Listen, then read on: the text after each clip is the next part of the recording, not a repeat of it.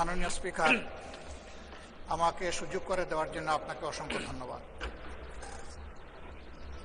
আমি সর্বপ্রথম মহান আল্লাহ তাআলার শুকরিয়া আদায় করছি। আপনাকে ধন্যবাদ জ্ঞাপন করার পাশাপাশি সারা দেশবাসী এবং বিশেষ করে আমার নির্বাচনী এলাকার সম্মানিত জনগণকে ধন্যবাদ এবং কৃতজ্ঞতা জ্ঞাপন করছি। তারাই আমাকে এবং আমাদেরকে এখানে কথা বলার সুযোগ করে দিয়েছেন তাদের মূল্যবান ভোটের মাধ্যমে।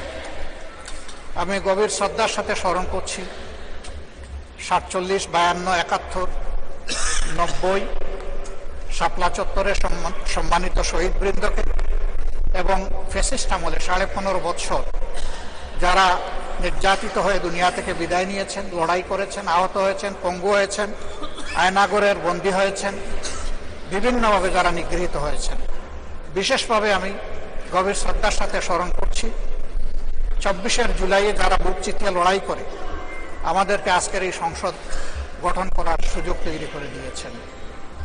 তাদের মধ্যে যারা নির্যাতিত হয়ে দুনিয়া থেকে বিদায় নিয়েছেন, মহান রব্বুল আলমিনের দরবারে দোয়া করি আল্লাহ তাদের সকলকে শহীদ হিসাবে কবুল করুন। যারা আহত পঙ্গু হয়েছেন, আল্লাহ তাদেরকে সুস্থতার নিয়ামত দান করুন। আমরা সকলের প্রতি গভীর শ্রদ্ধাশীল, কৃতজ্ঞ, ঋণী। আজকের এই সংসদ গতানুগতিক কোনো সংসদ নয়, এটা 24 রক্তের উপর দাঁড়িয়ে থাকা একটি সংসদ। আজকে আপনি এই মহান সংসদের স্পিকার বা অভিভাবক নির্বাচিত হয়েছেন এবং আপনার সাথে ডেপুটি স্পিকার হিসেবে জনাব কায়সার কামাল সাহেব নির্বাচিত হয়েছেন। আমরা দুইজনকেই অভিনন্দন জানাই। মাননীয় স্পিকার, বাংলাদেশের স্বাধীনতার পরপর 55টি বৎসর আমরা অতিক্রম করে এসেছি। এই দেশের সংসদ এবং সংসদীয় রাজনীতি সত্যিকার অর্থে খুব কম সময়ে কার্যকর ছিল। অল্প যেটুকু সময় ছিল জনগণ তার সুবিধা পেয়েছে। বেশিরভাগ সময় ফ্যাসিজমের কবলে পড়ে এই সংসদ ছিল অনেকটা দামি সংসদ, অকার্যকর। এবং আপনি যে বিরল সম্মানে আজকে ভূষিত হয়েছেন, এই জায়গায় অভিভাবকত্বের দায়িত্ব যারা পালন করেছেন অতীতে, তারা নিজের উপর, সংসদের উপর, দেশবাসীর উপর, গণতন্ত্রের উপর, মানুষের অধিকারের উপর তারা সুবিচার অনেকেই করতে পারেননি।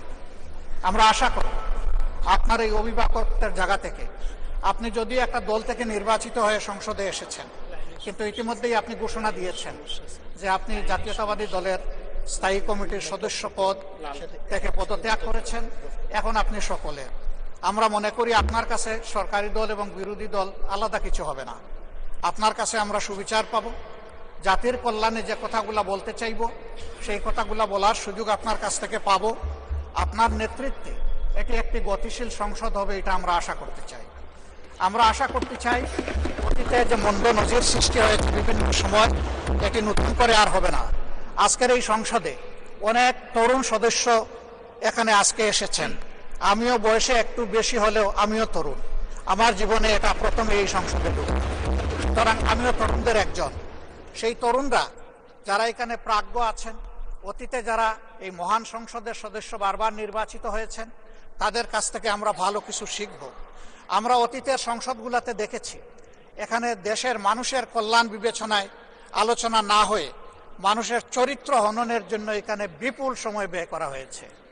আমি আপনাকে বিনীতভাবে অনুরোধ করব, এই সংসদ যেন কারো চরিত্র হননের কেন্দ্রে পরিণত না হয়। আপনার কাছ থেকে কেউ সামান্যতম সুযোগও যেন এই ব্যাপারে না পায়। আমরা চাই এই সংসদ শুধুমাত্র জনকল্যাণে প্রতিষ্ঠিত হবে এবং পরিচালিত হবে। আমি আস্থাশীল, গভীর আস্থাশীল, আপনি একজন লড়াকু মুক্তিযোদ্ধা, আপনি পারবেন ইনশাআল্লাহ এই সংসদকে সফলভাবে নেতৃত্ব দিতে। আমরা আপনার সঙ্গত প্রত্যেকটি বিষয়ে কথা দিচ্ছি, আমরা আপনাকে সমর্থন দিব, সহযোগিতা দিব, আপনার জন্য দোয়া করব। আমরা আপনার কাছ থেকে শুধু ইনসাফ আশা করব। আপনি যদি এই সংসদের উপর ইনসাফ করেন, তাহলে 18 কোটি মানুষের উপর ইনসাফ করা হবে। কারণ রাষ্ট্রের গুরুত্বপূর্ণ 3টি অঙ্গের একটি হচ্ছে সবচেয়ে গুরুত্বপূর্ণ অঙ্গ। এই অঙ্গটা যখন সুস্থ সবলভাবে পরিচালিত হবে, বাকি 2টা অঙ্গ সরাসরি সেইভাবেই কাজ করবে। মাননীয় স্পিকার, আবারও বলি, জুলাইয়ের রক্তের উপর দাঁড়িয়ে এই সংসদ, জুলাইয়ের একটা প্রত্যাশা ছিল, একটা মাত্র স্লোগান ছিল, উই ওয়ান্ট জাস্টিস। আমি আবার এটা এখন উচ্চারণ করলাম, উই ওয়ান্ট জাস্টিস। আপনার মাধ্যমে সমাজের সকল অসঙ্গতি, অন্যায়, অপরাধ, দুর্বৃত্তপনা, এটা রাজনৈতিক হোক, অর্থনৈতিক হোক, সাংস্কৃতিক হোক, এই সবগুলার অবসান ঘটবে এই সংসদকে কেন্দ্র করে। এই প্রত্যাশা ব্যক্ত করে আমি আপনার সুস্বাস্থ্য, দীর্ঘ হায়াত কামনা করছি এবং সফল নেতৃত্ব আমি কামনা করছি, যে আপনি অভিভাবক হিসাবে ইনশাআল্লাহ সফলভাবে নেতৃত্ব দিবেন। আল্লাহ হাফিজ। আসসালামু আলাইকুম রহমতুল্লাহ।